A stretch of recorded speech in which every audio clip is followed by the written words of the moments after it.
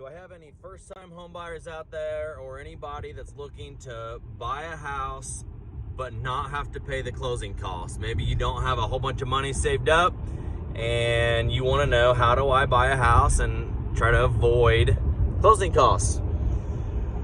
My name's Brian Ellermans. I'm a realtor with Century 21 Kaima Properties, and looking forward to talking with you briefly here. So we've already talked about different loan types that are low down payment. So that's the first thing. If you don't have a bunch of money, you want to get a property, you got to make sure you can get a RD or FHA loan, or sometimes conventional loans can get down to like 5%. But so anyways, back to the closing costs. Generally, when you close, so you make an offer, you go through like the closing process, escrow, doing inspections, it takes about 6 weeks.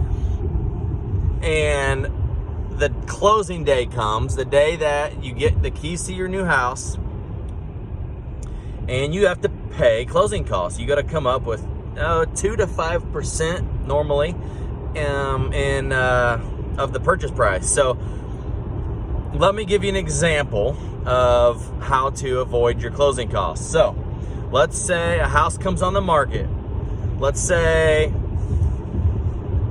it's a $100,000 home. We're gonna make my math easy on me, and let's say the closing costs are 3%, so $3,000.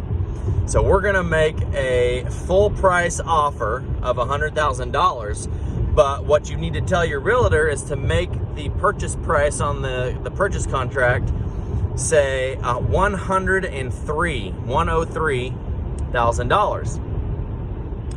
And then later in the purchase contract, in a different area, you're going to put that the seller must pay $3,000 towards the buyer's closing costs at closing.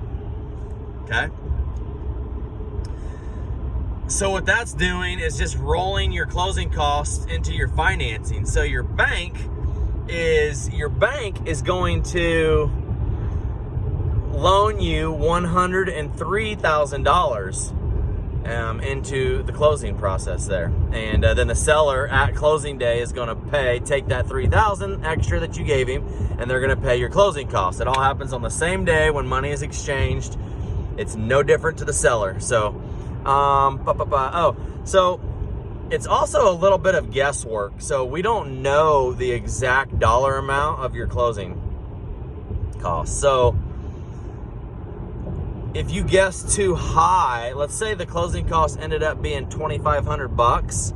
Well, now the seller just got an extra $500 because you paid them $103,000 and said they had to pay up to $3,000 of your closing costs. So if your closing costs weren't that much, now they actually got a $100,500 in purchase price. Anyway, I would advise to guess a little low, or just be good with guessing at that 3% would be a good guess. And yeah, that's a great opportunity for a first-time home buyer, especially who doesn't have lots of money saved up in the bank, to be able to buy a house and not have to worry about the closing costs. So talk to your realtor about that, and they can set the purchase contract up for you. And congratulations ahead of time on getting your property. Let me know if you need any help. Give me a call, message, whatever you think. Bye, guys.